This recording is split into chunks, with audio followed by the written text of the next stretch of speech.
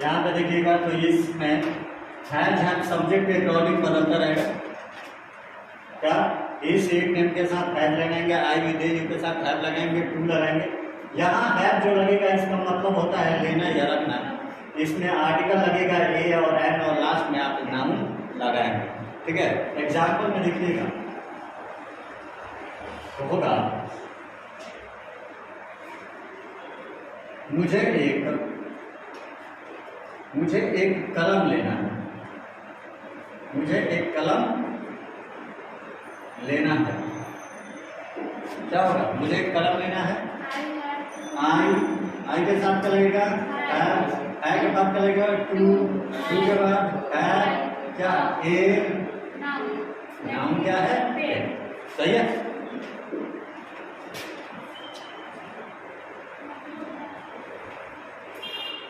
मुझे एक गाय रखना।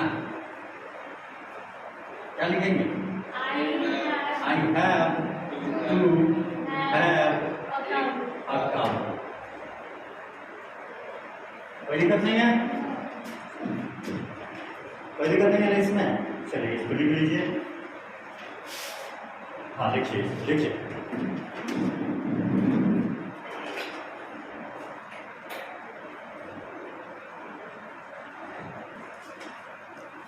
अगला स्ट्रक्चर है किससे?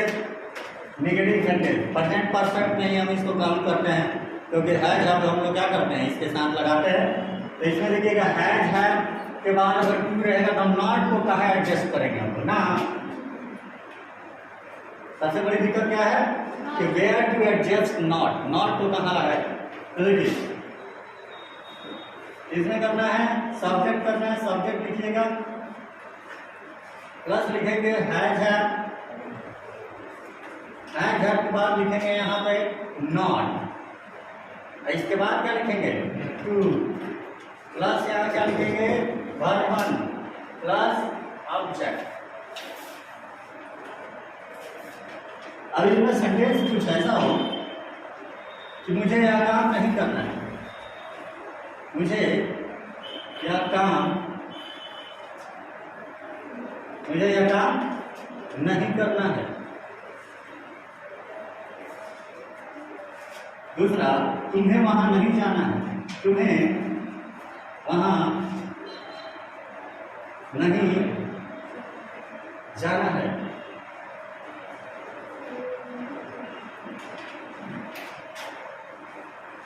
रानी को यह कलम नहीं खरीदना है।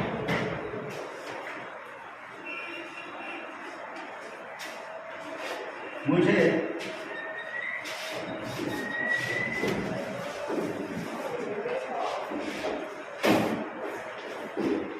उसकी मदद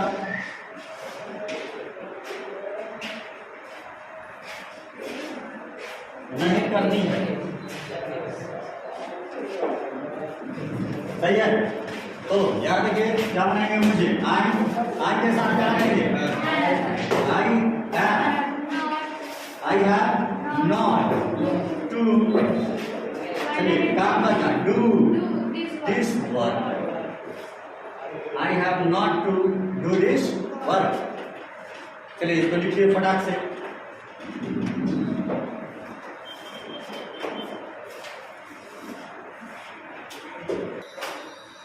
जल्दी लिखिए,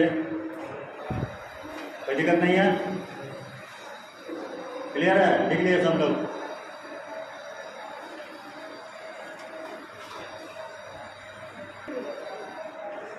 अगला टेंस जो है, अगला टेंस का नाम है प्रेजेंट परफेक्ट कंटिन्यूअस।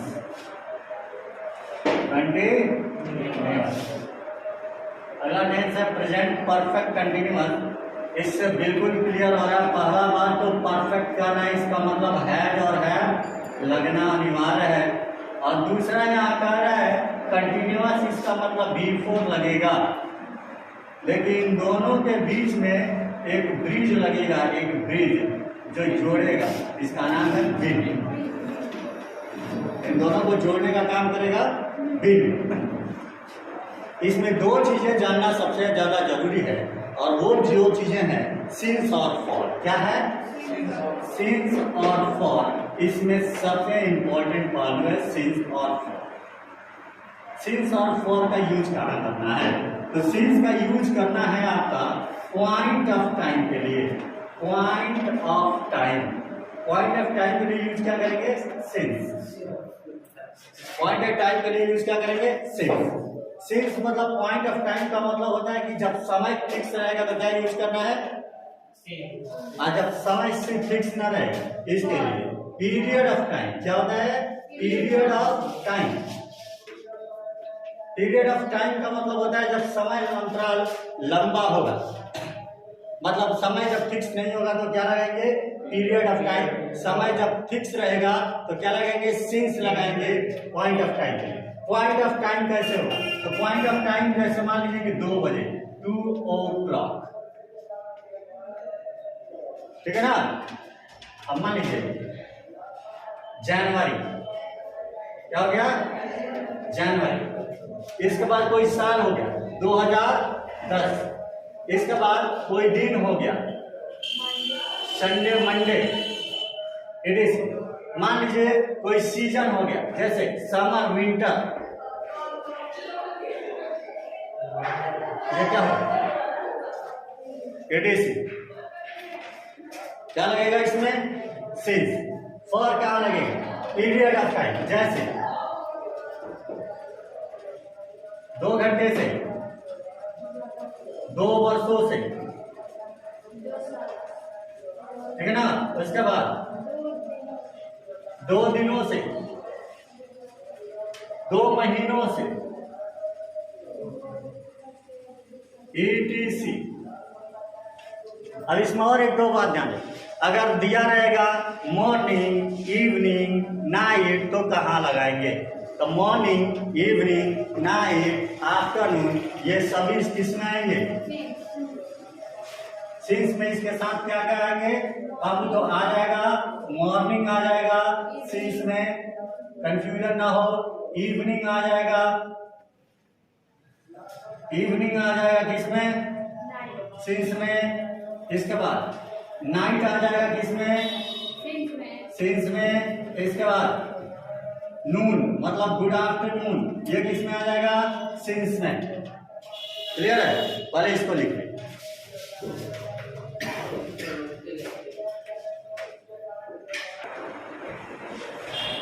इसका स्ट्रक्चर देख लीजिए, कौन सा स्ट्रक्चर कैसे यूज होता है। तो प्रेजेंट परफेक्ट कंटिन्यूअस का रूल नंबर 1 है। इसका पहले इसको सिंबल देख लीजिए। सिंबल मतलब पहचान।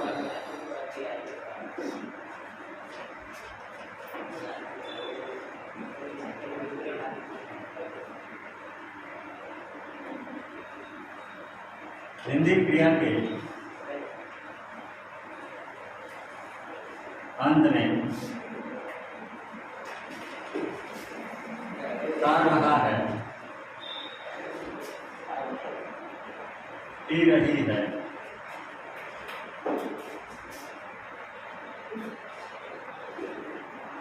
पी रहे हैं,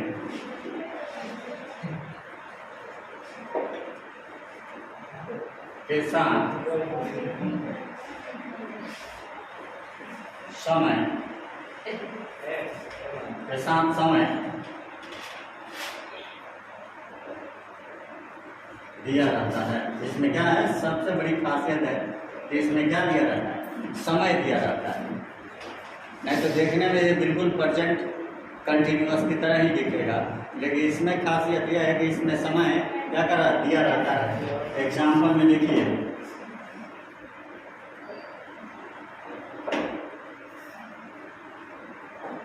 मेरी माँ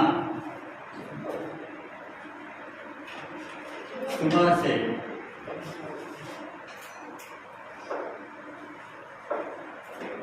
खाना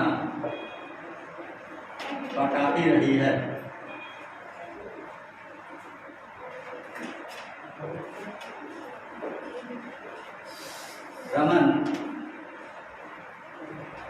2 घंटे से पढ़ता रहा है।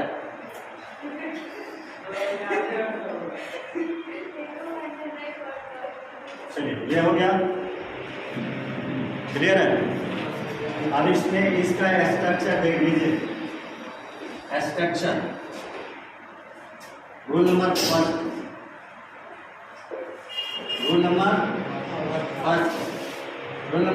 कौन सा? इस रूल को बोलेंगे कौन सा?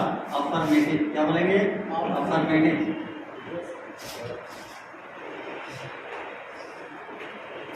अफर्मेटिव सेंटेंस बोलेंगे। अफर्मेटिव सेंटेंस में क्या होगा? ये हो जाएगा सब्जेक्ट। सबसे पहले क्या लिखेंगे? सब्जेक्ट। सब्जेक्ट के बाद इसमें लिखेंगे हैज प्लस हैव। हैज के बाद क्या लिखेंगे? बीन के बाद लिखेंगे बिफोर। यहाँ पे अगर ऑब्जेक्ट आता है तो ऑब्जेक्ट लिखेंगे। ऑब्जेक्ट के बाद यहाँ लिखेंगे सिंस या फॉर, और सिंस या फॉर के बाद लास्ट में यहाँ लिखेंगे क्या? अगर टाइमिंग जो भी होगा वो टाइम लिखेंगे। ये आपका स्ट्रक्चर हुआ इस सेंटेंस का। प्रेजेंट परफेक्ट कंटिन्यूअस का कौन सा सेंटेंस? Affirmative sentence. लिखिए और ऊपर के सेंटेंस को बनाइए।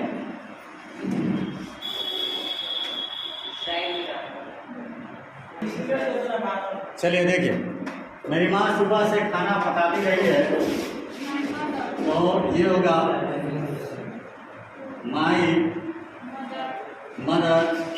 माई मदर के साथ क्या लगेगा? हैज लगेगा। हैज के बाद क्या लिखा हुआ है? दिन लिखना है, दिन। और क्या पकाना है तो कुक लगेगा, कुकिंग। कुकिंग और क्या पका रही है? खाना। तो फूड। फूड। और उसके बाद देखिए यहाँ पे ऑब्जेक्ट तो है नहीं, तो लगाएंगे क्या? सिंस। और कब से बना रही है? मॉर्निंग। Since morning. दूसरा सेंटेंस है रमन 2 घंटे से पढ़ता रहा है। रमन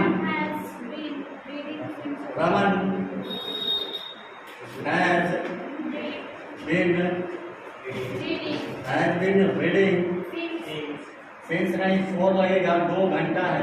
तो सर उसमें भी 2 बजे निश्चित है, 2 घंटा निश्चित नहीं है। ध्यान से देखिए, 2 o'clock लिखा है, 2 hours नहीं लिखा है। और 2 hours। 2 o'clock किस होता है? 2 बजे। 2 hours किस होता है? 2 घंटे। चीजों का ध्यान रखिए। चलिए अब बात करते हैं। We are going to talk about negative sentence. Negative sentence किसका? प्रेजेंट परफेक्ट कंटिन्यूअस का। तो प्रेजेंट परफेक्ट कंटिन्यूअस का नेगेटिव होगा तो सबसे पहले लिखेंगे सब्जेक्ट। सब्जेक्ट के बाद हम लिखेंगे हैज हैड, और हैज हैड के जस्ट बाद लिखेंगे नॉट। नॉट के बाद हम लिखेंगे क्या? बीन। बीन के बाद लिखना है बिफोर।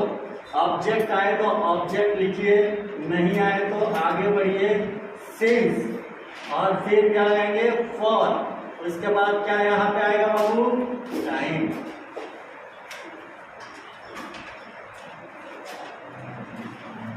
एग्जाम्पल, वे लोग 2 घंटों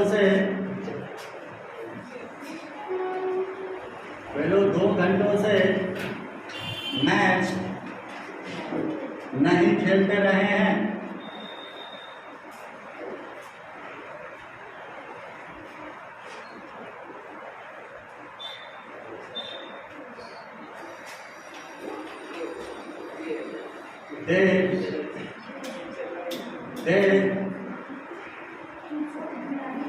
They have not been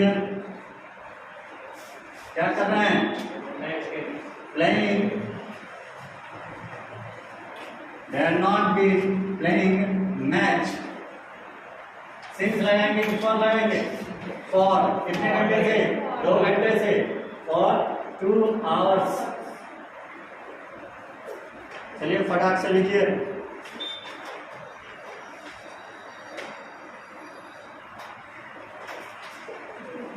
and thanks for today, आज के लिए इतना ही। मिलते हैं फिर कल नहीं, the day after tomorrow on Monday. Have a nice day, thank you.